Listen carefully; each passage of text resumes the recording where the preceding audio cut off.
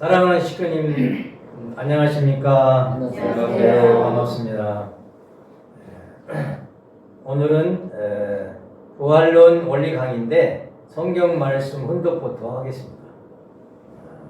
요한계시록 14장 1절에서 5절까지 훈독하겠습니다. 다 같이 하시겠습니다. 또 내가 보니 보라, 어린 양이 시온산에 섰고 그와 함께 14만 4천이 있는데 그들의 이마에는 어린 양의 이름과 그 아버지의 이름을 쓴 것이 있더라. 내가 하늘에서 나는 소리를 들으니 맑은 물 소리와도 같고 큰 우레 소리와도 같은데 내가 들은 소리는 검은 것 같은 자들이 그 검은 물을 타는 것 같더라.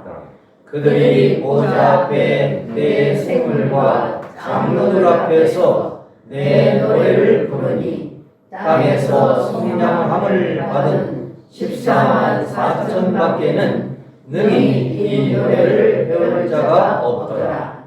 이 사람들은 여자와 더불어 더럽히지 아니하고 순결한 자라. 어린 양이 어디로 인도하든지 따라가는 자며 사람 가운데서 성량함을 받아 처음 익은 열매로 하나님과 어린 양에게 속한 자들이니 그 입에 거짓말이 없고 흠이 없는 자들이다. 부활론 강의, 원리 강의를 하겠습니다. 성경에는 부활을 어떻게 기독교인들이 믿고 있냐면 데살로니가전서 4장 16절이나 마태복음 27장 52절의 말씀을 보고 죽은 성도들이 육신이 다시 일어난다고 이렇게 믿고 있습니다. 그러나 현대인들은 이걸 납득할 수 없습니다. 그러나 기독교인들은 예수님의 돌무덤에서 3일 만에 부활하신 내용이 있잖아요. 이걸 그대로 믿습니다. 그러나 현대인들은 어디 그럴 수가 있느냐, 그렇게 믿음을 갖지 못하거든요. 이런 문제를 어떻게 해명을 할 것인가 하는 그런 말씀이죠. 그 다음에 마태복음 27장 52절에는 마지막 말세가 되면 무덤이 열리며 잠들었던 성도들의 몸이 일어나며 주께서 부활하신 후에 무덤에서 나와 거룩한 도성으로 들어가 많은 사람에게 나타나더라. 이 두 성경을 합치면 말세가 되면 인간이 무덤에서 일어나서 부활해서 하늘로 올라가서 하늘에서 주님을 모시고 산다, 그런 뜻이거든요. 이것을 휴거라고 이렇게 말하죠. 휴거한다. 그것을 기독교인들이 그대로 믿고 있습니다.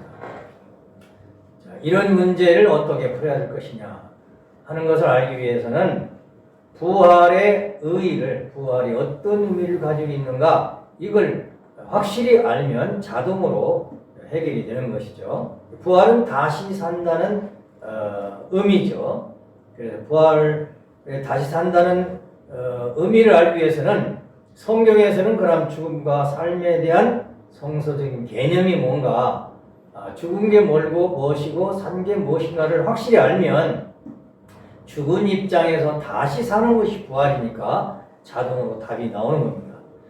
그런데 성경 누가복음 9장 60절에는 예수님 제자가 자기 부친이 돌아가셔서 장례를 치르고 오겠다고 하니까 예수님 하시는 말씀이 죽은 자는 죽은 자에게 맡기고 너는 나를 따르라, 그렇게 예수님이 답변하셨어요.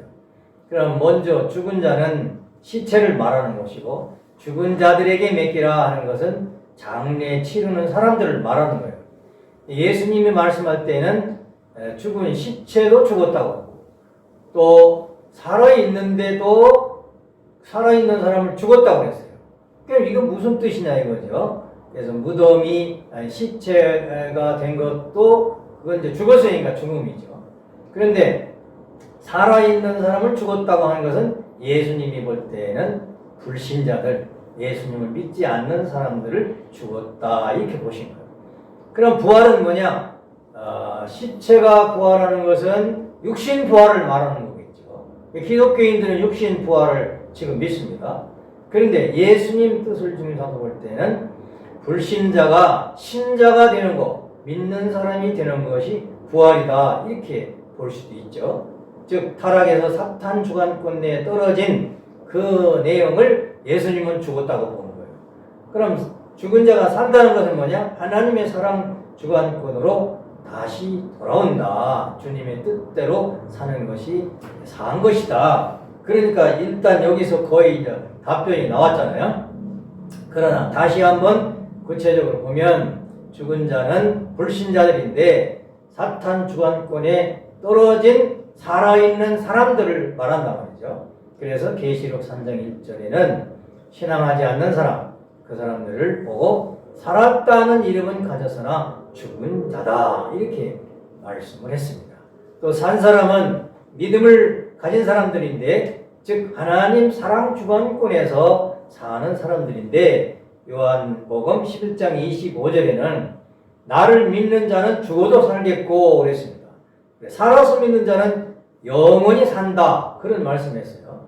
그러니까 죽으나 사나 예수님을 믿으면 이제 산 사람이고 예수님을 안 믿으면 죽은 사람이다 그런 뜻이죠. 누가복음 17장 33절에는 목숨을 보존하는 자는 잃을 것이요 잃는 자는 살리니라. 이 말씀은 예수님을 믿기 위해서 목숨을 보존하고자 하는 사람은 잃을 것이요 죽을 것이요 나를 믿기 위해서 목숨을 잃는 자는 살리라 하는 그런 말씀을 하셨습니다. 순교하는 사람들은 죽었잖아요. 그런데도 그 사람은 예수님을 볼 때는 죽은 게 아니고 하나님과 예수님을 믿고 죽었으니까 그 사람은 산 사람이고 영원히 산다 이거예요. 지상에서나 천상에서나 영생을 한다 하는 그런 말씀이 되겠습니다. 그러면 타락으로 인한 죽음은 어떤 죽음인가? 창조원리에 보면 창세기 2장 7절에 하나님이 인간을 흙으로 창조를 하셨습니다. 그래서 코에 생기를 부어 넣으셔가지고 생명이 되어서 사람이 된지라 이렇게 말씀했거든요. 그러니까 창조원리는 이제 육신은 흙으로 창조했기 때문에 한계가 있는 거예요. 그래서 그 흙이 노화되면 이제 흙으로 다시 돌아가야 되는 거죠. 근데 영인체는 무영세계에서 영생하도록 본래 창조하셨다 이거죠. 그래 육신이 다시 사는 것이 부활이 아니다는 말씀 문장은 육신은 영인체의 옷에 불과해요. 옷이 낡으면 어떡합니까? 버리잖아요. 그래서 육신이 노쇠하면 다시 흙으로 간다고 해요. 생물체로서 영원히 사는 것은 지상에 없습니다. 그래서 육신 쓰고 영원히 살 수 없다는 뜻이고 육신 쓰고 영생을 마냥 한다면 무영세계가 필요 없는 거죠. 육신 쓰고 영원히 사니까. 그런데 지금 교주님들 중에서 가끔가다 보면은 나는 영생한다 이런 신생 종교의 교주님들이 있잖아요. 그런데 결국에는 그분도 다 죽죠. 다 죽습니다. 그러니까 그들은 창조 원리를 잘 모르고 하는 얘기다 하는 얘기가 되겠습니다. 따라서 완성한 인간은 육신을 쓰고 지상 생활에서 살다가 죽으면 이제 무영세계에 가서 자기 영인체가 사는데 그 영계는 아름답고 행복한 곳이고 영원히 살 수 있는 곳이라는 것이죠. 그래서 그건 이별이 아니고 먼저 가는 것뿐입니다. 영계 탄생하는 것이에요. 육신을 벗는다는. 그렇기 때문에 이제 타락한 인간은 이제 육신에 대한 미련이 많아요. 더 살고 싶고 그런 미련이 많은데 왜 그러냐면은 육신과 영인체를 비교할 때에 애벌레와 나비와 이렇게 비교할 수 있다는 거예요. 애벌레에 있을 때에는 그 나비가 되어서 꽃향기를 맡으면서 마음대로 자유롭게 날아다니는 거 알아요? 몰라요? 애벌레 때는 모르는 거예요. 근데 애벌레가 이제 탈바꿈을 해서 나비가 되면 그런 새로운 세상이 있다 이거예요. 마찬가지로 인간 육신은 잠시 육신을 벗어도 땅속에 들어가도 영인체는 나비와 같이 마음대로 자유자재로 아름다운 곳에서 꽃향기를 맡으면서 살 수 있는 그런 세상이 있다 하는 얘기가 되겠습니다. 또 타락으로 인한 죽음은 뭐냐? 선악과를 따먹고 타락했다고 했습니다. 창세기 2장 17절 내가 먹는 날에는 정령 죽으리라 그랬어요. 그런데 그러면 타락으로 인한 죽음이 육신의 죽음이라고 할 것 같으면 그 당시 아담이 바로 죽었어야 되잖아요. 그런데 안 죽고 육신의 생활을 계속하고 500살 이상 930살까지 살았잖아요. 그러니까 이건 육신의 죽음을 말하는 게 아니다. 타락의 죽음은 육신의 죽음이 아니다. 왜? 자손도 번식하고 인류가 지금까지 사회를 이루어서 살고 왔잖아요. 그러면 타락으로 인한 죽음은 무엇이냐? 그것은 육신의 죽음이 아니고 하나님의 선 주관권에서 사탄 주관권으로 떨어진 상태를 말한다 이거죠. 타락으로 인한 죽음이. 그래서 요한 1서 3장 14절에 보면 그래서 예수님도 사랑치 아니하는 자는 사망에 거하느니라. 하나님을 사랑하지 않고 주님을 사랑하지 않고 이웃을 사랑하지 않고 가족을 사랑하지 않는 그것이 죽음이다. 왜? 본연의 세계에는 하나님의 사랑을 중심 삼고 살게 되어 있는데 타락함으로 말미암아서 사랑을 하지 않고 자기 마음대로 살고 있기 때문에 그런 말씀을 하는 것입니다.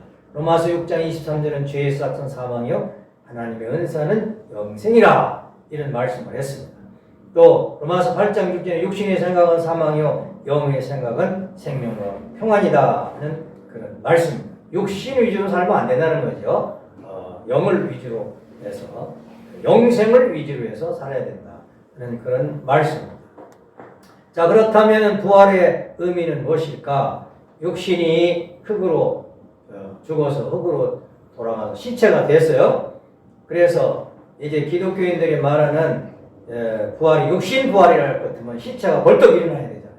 벌떡 일어나서 이제 다시 사는 것이 부활이라고 보는데, 그러나 지금까지 보니까 하나님 창조를 보면 육신은 언젠가 땅으로 흙으로 돌아가게끔 창조를 하셨다는 것이죠. 자, 그래서 생사를 다시 한번 보면 죽었다는 의미가 사탄 주관권에 떨어졌다 하는 의미라고 했기 때문에, 그러면 부활은 뭐냐? 사탄 주관권에 떨어진 인간이 하나님의 사랑의 직접 주관권으로 돌아오는 것, 그것이 부활이다 하는 말씀이 되겠습니다.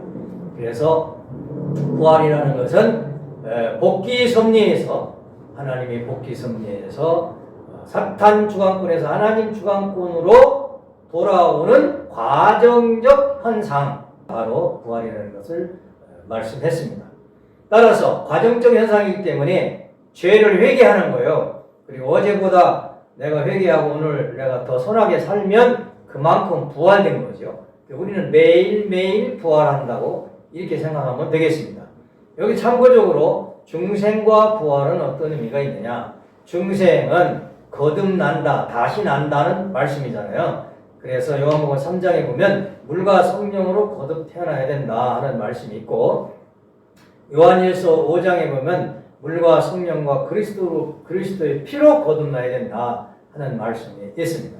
즉 중생은 주님을 만나서 죽었던 내가 완전히 다시 태어나는 그런 의미를 중생이라고 하고, 부활은 뭐냐면 매일매일 사탄 주관권에서 하나님 주관권으로 돌아가는 과정적 현상을 부활이라고 했기 때문에 부활의 결정은 뭐냐? 결과는 중생이라고 봐야 되겠죠. 그런 비교를 한번 해서 생각을 해봐야 되겠습니다. 자, 따라서 이제 부활한 사람은 어떤 사람이냐면 요한복음 5장 24절에 보면 내 말을 듣고 또 나 보내신 이를 믿는 자는 영생을 얻었고 심판에 이르지 아니하고 사망에서 생명으로 옮겼느니라, 이런 말씀이 있어요. 그러니까 사망에서 생명으로, 사탄의 품에서 하나님의 사랑의 품으로 옮기는 것이 부활이다. 또 고린도전서 15장 22절에는 아담 안에서 모든 사람이 죽은 것 같이 그리스도 안에서 모든 사람이 삶을 얻으리라. 이 말은 인간이 타락해서 이제 사탄의 품에 들어가서 사탄의 혈통을 갖게 된 것이 타락이다. 그래서 부활은 뭐냐? 예수님으로 말미암아 이제 하나님의 혈통을 상속받는 것이 그 부활의 결론이다 하는 것을 우리는 여기서 알 수 있습니다. 부활한 사람은 예수님을 믿는 자고 하나님을 사랑하는 자고 하나님의 주관권에 속한 자고 하나님의 혈통을 지닌 자, 그가 바로 부활한 자다 하는 말씀이 되겠습니다. 자, 그럼 부활한 인간에게는 어떤 변화가 있는가? 외형적인 변화는 없습니다. 왜? 창세기 2장 17절 아담이 타락하기 전이나 후나 똑같았어요.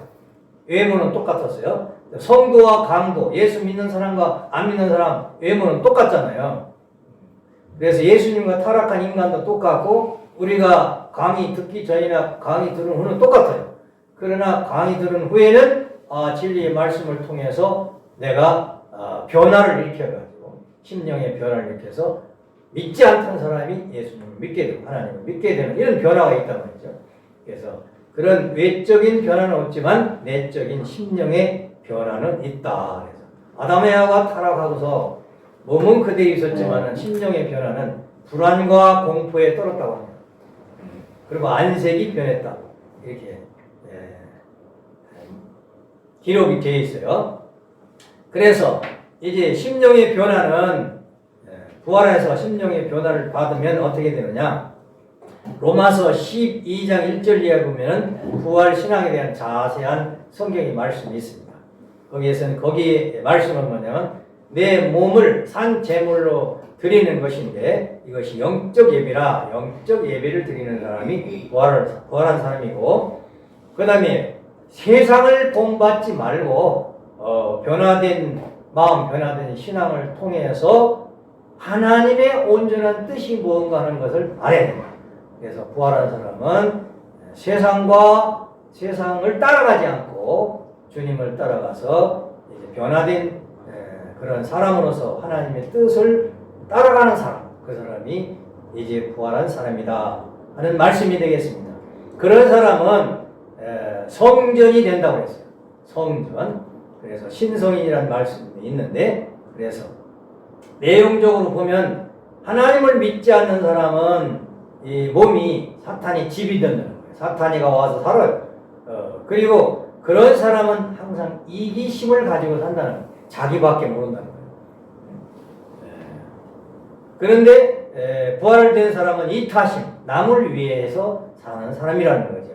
그래서 그런 사람은 몸도 거룩한 그런 몸이 된다는 것이죠. 건물도 악한 악당들이 살면 악한 집이 되잖아요. 사람도 사탄이 들어가면 악한 집이 되고, 똑같은 건물인데도 교인들이 선한 사람이 살면 그 집이 선한 집이 되듯이 그렇게 된다는 것이죠. 그래서 부활은 심령의 변화를 일으켜서 하나님의 심정과 사랑과 일체되는 그런 변화를 일으키게 된다 하는 그런 말씀이 되겠습니다. 요건 참고적으로 여러분 집에 가서 성경 공부를 하시고요. 그 다음에는 부활 섭리입니다. 그러면 어떻게 우리를 부활시키냐 이거죠. 방법이 뭐냐 이거죠. 부활 섭리 어떻게 하시는가? 부활 섭리는 복귀 섭리이기 때문에 우리를 복귀하시는 구원 섭리이기 때문에 그 복귀 섭리는 재창조 섭리이기 때문에 원리에 입각해서 부활하신다 하는 말씀이 되겠습니다. 그럼 타락한 인간이 창조 본연의 인간으로 복귀되기 위해서는 부활을 거쳐야 되는데 그 부활 과정은 첫째 시대적 혜택을 받게 됩니다. 시대적 혜택이라는 것은 아담 이후에 하나님 앞에 가고 싶어서 정성을 들이고 기도한 사람을 많이 있을 거 아니겠습니까? 그런 사람들의 정성과 심정의 기대를 터전으로 해서 시대적 혜택을 받는다는 거죠. 그 다음에 하나님은 말씀을 주시는데 구약 신약 성경 말씀을 주시는데 그때마다 인간 책임 분담을 가지고 믿고 실천한 사람만 부활된다.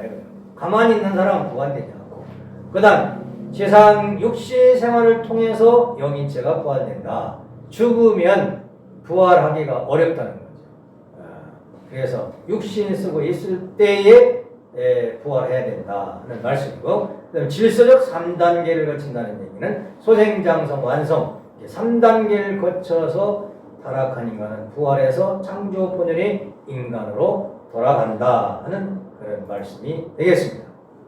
그럼 지상인에 대한 부활 섭리인데, 오늘 우리가 지상에 살고 있잖아요. 지상인에 대한 부활 섭리 어떻게 하느냐? 아담부터 아브라함까지 2000년 기간은 부활 기대 섭리 시대, 부활 준비하는 시대고, 소생 부활 섭리 시대는 아브라함부터 예수님까지 2000년 시대, 이 시대는 소생 부활 섭리라고 이렇게 말합니다. 구약의 시대인데, 그렇게 부활되면 영영체로서 영인체가 커가는데, 그때는 말씀을 실천함으로써 의롭다함을 받아서 죽음은 영형체급 영계에 간다고 했습니다.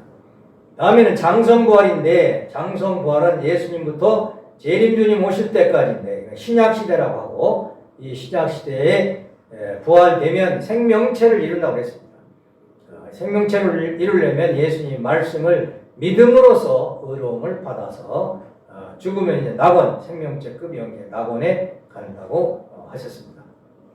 그다음 완성부활섭리인데, 완성부활섭리는 재림주님이 오셔서 주시는 성약의 말씀을 중삼고 영인체가 성장되면 생명체가 되는데, 이때는 모심의 시대, 모심으로 의롭다함을 받아서 죽으면 생명체급 영계, 즉 천국에 이때 비로소 가게 되었습니다. 따라서 부활은 부활 기대섭리 시대, 소생부활섭리, 장성부활, 완성부활섭리 시대, 이렇게 3단계로서 부활한다는 것을 알아야 되겠습니다. 그 다음에 천국과 낙원입니다.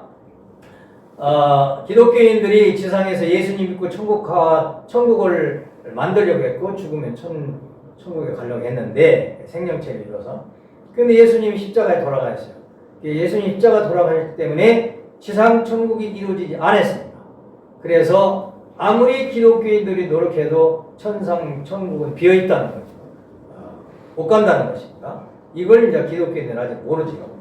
그럼 예수님은 어디 가셨느냐? 예수님이 십자가에 돌아가실 때에 누가복음 24장 43절에 보면 오른편 강도 보고 너는 나와 더불어 낙원에 가리라 이렇게 말씀했어요.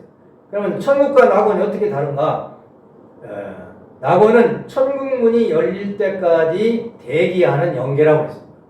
예수님이 이제 거기 가 계시다는 것이죠. 기독교인들이 예수 믿어도 가는 것은 낙원에 간다. 천국에 갈 수 없다 하는 것입니다.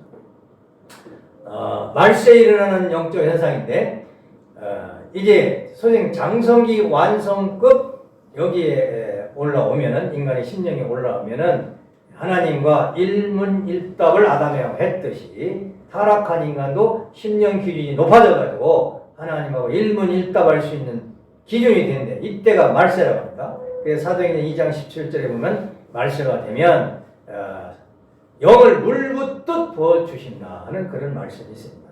이때가 되면 영통하는 사람들이 많이 있는데, 그 배후에 협조하는 영들이 있고 그 영통하는 내용들이 쭉 있습니다. 대표적으로 보면 내가 주다, 우주의 어머니다, 요즘 독생녀다 이런 사람들이 있는데, 이건 무엇을 뜻하냐면 아담과 하와가 타락하지 않았으면 창세기 1장 28절에 만물을 주관할 수 있는 자격이 부여된다는 거죠. 그래서 만물의 주관 주다 하는 얘기지, 얘가 재림 주다 하는 뜻이 아니다는 것이죠. 그걸 확실히 알아라는 거죠. 도인들이 이런 시험을 많이 겪는데, 도인들의 시험은 섭리를 모르면, 원리를 모르면 이제 비원리로 빠지게 되면 그 정성이 하루아침 10년 공부 나무 타고 그런 얘기 있잖아요. 하루아침에 날아간다는 거죠. 도인들은 특히 음란시험과 물질시험과 첫 마음을 변심하는, 첫 번 마음 먹을 때 마음을 변해요. 그래서 어제 얘기하고 오늘 얘기하고 영통인들 얘기하고 틀려요. 그러면 이제 딱 어제는 그러더니 왜 오늘 이렇게 하냐 딱 잡힌 거죠.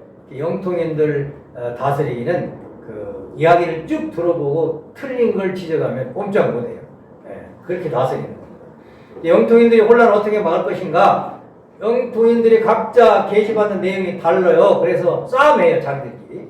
그래서 그걸 이제 가르쳐 줘야 되는데 섭리적 사명과 위치가 각자 다르다는 거예요. 그러나 목적은 동일하기 때문에 하나님 앞에 가는 천국에는 목적은 동일한 것이기 때문에 각자의 사명을 가르쳐 줘야 된다는 거예요. 그래서 코끼리 비유하잖아요. 어떤 사람은 다리 만지고 기둥 것도 하고 귀 만지고 부채 것도 하고 뭐 이렇게 각자 그러잖아요. 근데 전체를 볼 수 있는 사람이 나타나서 내가 영통한 건 천국이 이거고 내가 영통한 건 천국이 이런 부분이다. 이렇게 가르쳐 줘야 되는데 그 가르침이 새 진리의 말씀이요 재림 주님이 가지고 오시는 성약의 말씀이다 하는 말씀이 되겠습니다. 그 다음에 말세에는 첫째 부활 사건인데 계시록 20장 6절에 보면 첫째 부활에 참여하는 자들은 복이 있고 거룩하다 이런 말씀이 있습니다. 기독교인들의 신앙의 목적은 재림주 만나는 겁니다. 근데 재림주님 만나는데 14만 4천 무리가 첫 번째 만난다는 거예요. 그 사람들을 첫째 부활에 참여한 사람이라고 합니다. 그래서 맨 먼저 재림주님 믿고 모시고 따라서 재림주님이 세계적인 탕감 복귀 조건을 세울 때에 협조하고 원죄를 벗고 생명체를 이루는 사람이 어린 양 잔치에 참여하는 것이 첫째 부활하는 사람들이다. 그래서 그들이 창조 목적을 완성하게 되어 있다 하는 첫째 부활의 의미를 확실히 알지 못하면 문제가 되는 겁니다. 그럼 성경의 14만 4천 무리는 무슨 뜻이냐? 복귀 섭리를 하실 때에 아담부터 쭉 하셨지만 가정 복귀는 야곱의 12자식을 통해서 하셨고 민족 복귀는 모세 12지파를 통해서 했습니다. 예수님이 12제자를 통해서 세계 복귀를 하셨는데 이때 성적 인물들이 사탄의 침범을 당해서 다 실패를 했습니다. 다 이루지 못했어요. 그래서 이제 재림 주님이 오셔서 그걸 다 이루셔야 되거든요. 종적으로 이루시지 못한 걸 재림 주님 일대에 횡적으로 다 찾아 세울 때에 재림 주님이 찾아 세우는 숫자가 이 종적인 사명자들이 못한 걸 재림 주님 일대에 성공하기 위해서 탕감복귀하기 위해서 찾아 세우는 숫자가 14만 4천 숫자다 하는 그런 말씀이 되겠습니다.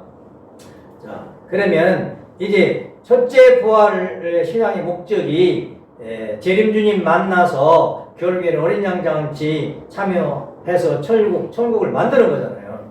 그런데 요한계시록 14장에 그 자격을 말씀했습니다. 아까 성경 봉독했죠. 그 자격이 뭐냐면 여자로 더불어 더럽히지 않은 순결한 사람. 어린 양 잔치가 우리로 보면 축복 결혼이잖아요. 그때 성경의 계시록에는 이미 축복 결혼에 참가하려면 자격 기준이 이거다 이런 말씀을 해놨다니까요. 그 다음에 어린 양이 어디로 있는데 따라가는 자다 순종하는 자라. 그 다음에 사람 가운데 속량을 받아 처음 익은 열매 생명체를 이루어야 된다 이거죠. 하나님과 어린 양에게 속한 자들이다. 그래서 하나님과 주님을 따르는 자 그런 말씀입니다. 입에 거짓말이 없어야 된다. 진실한 사람 그 다음에 흠이 없이 온전한 사람 하나님 온전하신 같이 온전하라 했던 것 같이 부활한 사람들은 그런 자격을 갖춰야 재림주님이 오실 때에 어린 양 잔치 축복 결혼 역사를 하실 때 참여할 수가 있다 하는 그런 말씀이 되겠습니다. 그래서 여기 어린 양 잔치 축복 결혼식 하는 사진을 하나 올렸는데 이 어린 양 잔치는 어디서 하고 있느냐? 어디서 하고 있어요? 네?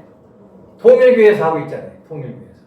그래서 통일교회에서 하는 이 축복 결혼 잔치는 무슨 의미냐? 기독교인들을 소망해왔던 재림주님이 오셨다는 것이고 재림주님을 만난 14만 4천 무리가 되어서 섭리적 동참자가 되어가지고 이제 천국을 이루기 위한 동참자들이 통일교회에 문선명 선생님 재림주를 중삼고 축복 결혼한 사람들이다 하는 것을 참고적으로 아시기를 바라겠습니다.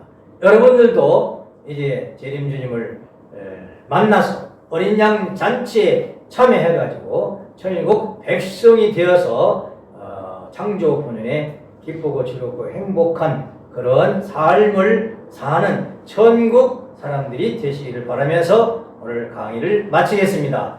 감사합니다.